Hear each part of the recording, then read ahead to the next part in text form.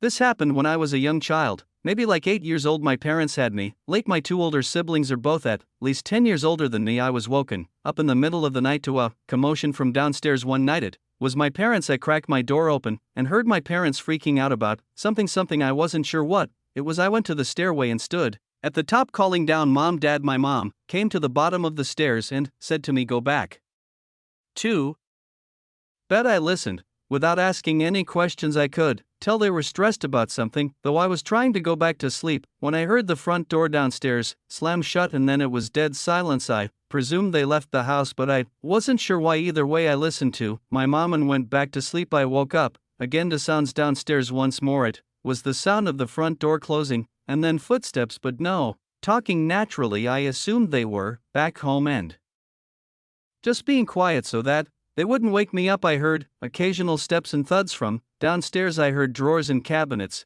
being opened and closed, and I thought for sure I heard the fridge opening too. I thought it was my older brother Chris, who's 10 years older than me, and at the time he was already driving, so he was going out and coming home late, so him getting home at like 2 a.m. and rummaging the fridge wasn't abnormal at all. These are all things I was telling myself logical explanations as to what I was hearing. Eventually I heard footsteps coming up the stairs, getting louder and closer until they reached the top and then made their way first thing to my door. My door quietly and slowly opened. I didn't sit up or move. I just had my eyes open facing the door as I was still laying down. There weren't any lights on outside of my room. Whoever was walking around was doing so in the dark, so all I saw was this black mass at my doorway resembling the shape of someone's head. I said every name starting from Chris to Mom to Dad. Then I just said, "Who's there?" They didn't reply. They just closed the door and I was left there confused but mildly creeped out. I heard footsteps going downstairs. I was convinced it was my dad, not just coming to check on me after getting home, though I wasn't sure why he was ignoring me. I didn't hear anything from downstairs for a while now. I allowed curiosity to get the better of me and I went downstairs.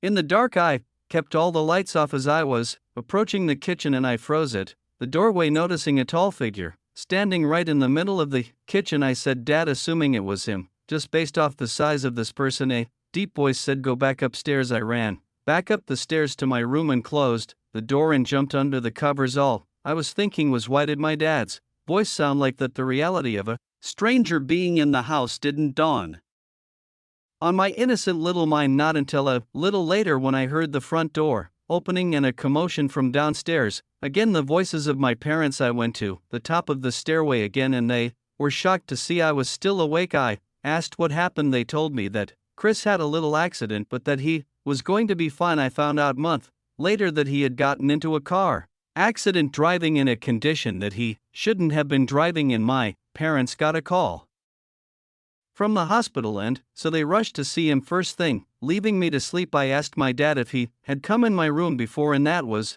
when I learned that they had been gone for hours. My mom started freaking out, yelling at my dad because he had neglected to lock the door when they rushed out of the house. Me telling my parents about the person at my bedroom door and in the kitchen caused my dad to search the house with his gun and my mom to call the police. The last thing I really remember was being asked by a police officer to give my story. My parents tell me that they felt like morons having to explain to the cops that they left me alone and left the door unlocked. I don't think anything of value was stolen, even though whoever broke into the house clearly didn't have intentions of harming me. Having a complete stranger in your house is already a terrifying ordeal. Now imagine going through that at 8 years old. It was around 2013 to 2014. My brother was about 7 or 8 at the time, and we had just moved into a new house to be closer to school and for cheaper rents. It was a pretty nice house, all things considered. It even had a cozy fireplace for the winter. Anyway, my brother was really into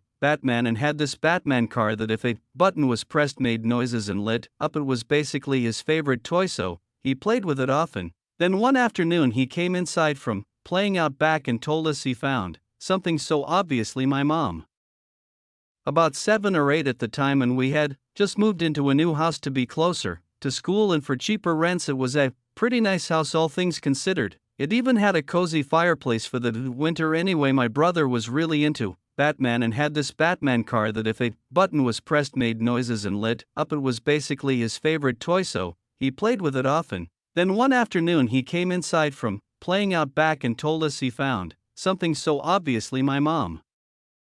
And I asked what it was. It was a picture of a young boy in the form of one of those tags you get if your parents paid extra for school photos. The picture was dirty and full of wear and tear, even to the point you couldn't see the year it was taken. We thought that okay, some parent lost their kid's picture, no big deal. And then my brother said something that confused me. That's Buddy, he said, and I looked at him with a facial expression that basically asked him to repeat himself, and he did. He pointed at the picture and said, "This is Buddy, he's my friend." I slowly nodded my head as if I knew who he was talking about. The main reason this confused me is because my brother didn't make friends easily, and he had no friends that I knew of, and this Buddy only came up once we had moved. I shrugged it off and figured he'd made friends with the next door neighbors or something, and he somehow got the school picture as like a keepsake. That night around 3 a.m. when everyone in the house was asleep, I woke up to my brother talking so naturally. Annoyed, I walked into his room to tell him to go to bed or else he'd wake up our parents. It was weird because when I walked into his room he was sitting up straight in his bed as if he was actually talking to someone and not just to himself or his toys. I told him to go to bed and I went to bed myself. A couple days later my mom was talking to me about my brother and asked if I'd seen him get up at night, and I said no, I woke up to him talking a few nights ago, but that wasn't why, and she said he had been acting weird, but as usual we both shrugged it off as him being a kid. Now in my room my bed was right across from my door, meaning if I turned over I could see into the hallway right in front of me. One night I woke up to use the bathroom, and since I myself was and still am very afraid of the dark, I left the hallway light on knowing my dad would turn it off once he got up and I'd probably be asleep by then. I was laying in my bed facing my door when a sudden noise made me jump. It was my brother's damn Batman car who was making noises, so I got up to tell my brother that he shouldn't be up this late playing, but when I got into his room he was asleep in his bed with a toy across the room on the floor still making noise.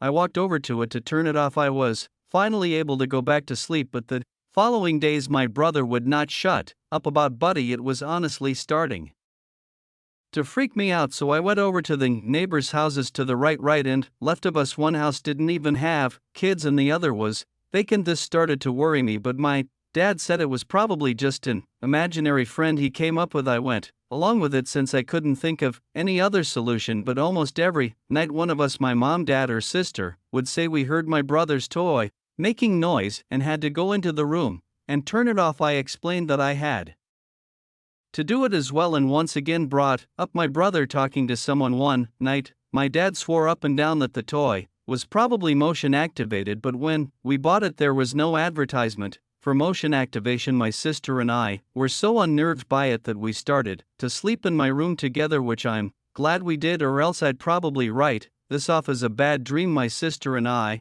were talking, trying to keep each other calm and in good spirits until we heard the dreaded noise of my brother's toy. We both looked toward my open door and into my brother's room, which was right across mine, into his room. Our expressions turned into those of horror as we saw our brother's toy rolling past the door, all on its own. We screamed and ran to our parents' room, and they got mad at our brother, saying it was a cruel joke to play on us as we were already freaked out. What he said sent chills down my spine. It wasn't me, but he wanted to play that night. The toy went into the trash, batteries taken out, and all. My sister and I were relieved until the next day. My brother had the toy again. My parents accused him of getting it out of the trash, to which he responded, "Buddy got it for me." The toy was broken into small pieces and thrown away for the final time. My brother was obviously upset, but our parents got him a new Batman figurine and everything was fine. It wasn't until about a week later when we all felt that everything was okay now,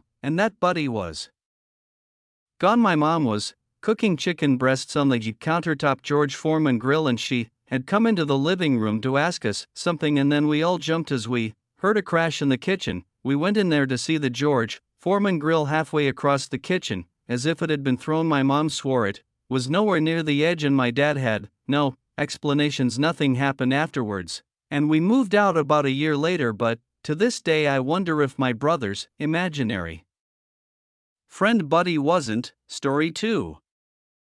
Imaginary. When I was just 10, we moved to a new house in a different town. I was entering a new elementary school as a 5th grader, which is always tough. Starting out, it was a bit awkward as all the kids already knew each other, as I was just some random kid entering the scene. In my elementary school, you were made to sit with the kids from your class during lunch, and I remember it being really awkward the first few days at school. Kids are extremely judgmental around that age, and I was judged as the new kid, so it made making new friends more difficult. But those initial days of being the new kid on the block, I actually met a few of the kids on the block. One of the kids was Dan, who went to a private school, so we went to different schools. We met while I was biking down the street, and he asked if I had just moved into the house on the corner. We started hanging out from there. Then a few days later, I met Alex. Alex actually rang the bell one day and asked my parents for me. I was confused when my parents called me to the door and introduced me to him. He said he lived down the block and wanted to know if I like video games. Of course I said yes, and he invited me over to his house to play Grand Theft Auto San Andreas. I didn't have that game, but I really wanted it, so I said yes. We walked to his house, which was literally the corner house at the opposite end of the block. Right away I felt like the house looked less nice than every other house on the block. It was the same size as most, but it just looked run down and not taken care of. There was no grass. The front yard was just 2 big patches of dirt with a walkway cutting through them to the front door. We entered the house and it was equally disheveled inside. It was like a house of hoarders, boxes and junk everywhere in every room. He led us to the basement, which smelled like 15 cats lived down there. Weirdly enough, there didn't seem to be any pets. The basement was a piggy. It may have been the messiest room in the house. We sat on this brown leather couch placed right in front of the TV. He had a GameCube and PS2. He booted up San Andreas and we played the 2-player mode, and it was actually fun. And in that moment I thought I was going to like Alex and would want to be friends with him eventually. I wanted to go home, and so I said I got to go, and he seemed really disappointed, like he wanted to keep hanging out. We'd already been playing for like 2 hours though, so I just wanted to go home. He followed me halfway home until I said see you later, basically saying in a friendly way, all right, go away now. That was the first warning sign that Alex was a wacko, but I didn't find it concerning just yet. The next day Alex rang the doorbell again and asked my parents if I could come play. This time we played GameCube in my room for about an hour. Not to sound mean or judgmental, but I was starting to not really like him just because I felt like he was weird, and he made me uncomfortable with how physically close he got to me. The next day after school, he rang the bell again. I wasn't really in the mood and told my mom to tell him I don't feel good, so he left. I would rather hang out with Dan, honestly, because I just liked him more. That same day I rode my bike up to Dan's house to see if he could hang out. He was down, so we started riding our bikes further up the block, and this was a mistake because as we passed Alex's house, he came outside onto his front stoop as if he were waiting by the window. It was weird, but it was also awkward because I just had my mom tell him that I was sick before. As we passed, I told Dan that I hung out with that kid and that I felt like he was slightly weird. Dan was shocked that I hung out with him, saying that whole family is crazy. I found out from Dan that Alex was actually a couple years older than me. He was 12. From this point I decided to steer clear of him. The next weekend Alex came to our door again asking for me. I told my mom before this already to tell him I'm not home if he came back, so she did that. But late that night I woke up to my window completely open and a cool breeze blowing into the room. It was a chilly September night, so I most definitely left the window closed. Originally, waking up to an unexpected breeze made me question who could have done that.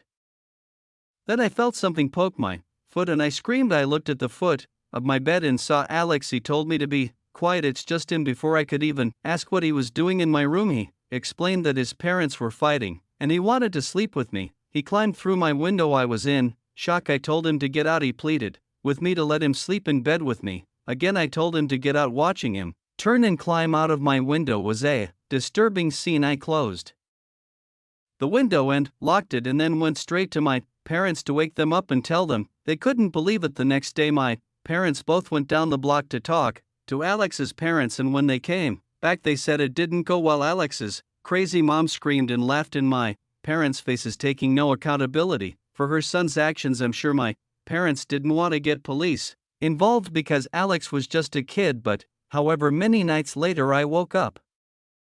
2. Knocks at my window. I had my blinds closed, but I knew for a fact it was Alex. I didn't answer. The knocks went on and on for like 5 minutes. I even heard an attempt at opening the window. I was actually scared. I remember my heart racing. Eventually, of course, the knock stopped. I went to tell my parents and they told me to just ignore it. I think they weren't as threatened because, like I said before, Alex was just a kid. It was probably a few days later when Dan and I, along with another 2 knocks at my window. I had my blinds closed, but I knew for a fact it was Alex. I didn't answer. The knocks went on and on for like 5 minutes. I even heard an attempt at opening the window. I was actually scared. I remember my heart racing. Eventually, of course, the knock stopped. I went to tell my parents and they told me to just ignore it. I think they weren't as threatened because, like I said before, Alex was just a kid. It was probably a few days later when Dan and I, along with another kid I made friends with from school, were biking from my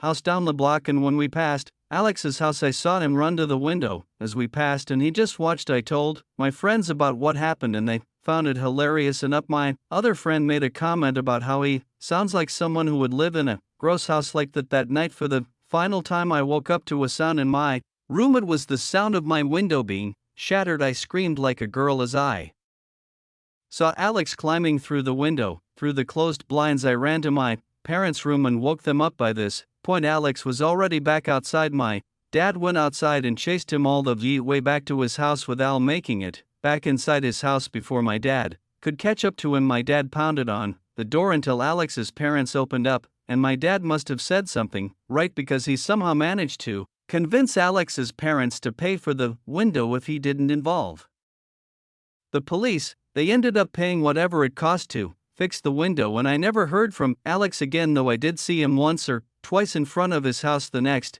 couple years while in the car passing his house. That family eventually ended up moving somewhere else. Thankfully, I think there's a chance Alex was looking to do something crazy like murder me, or at the very least attack me, just because he saw me hanging with other kids when I didn't want to be his friend. I mean, what?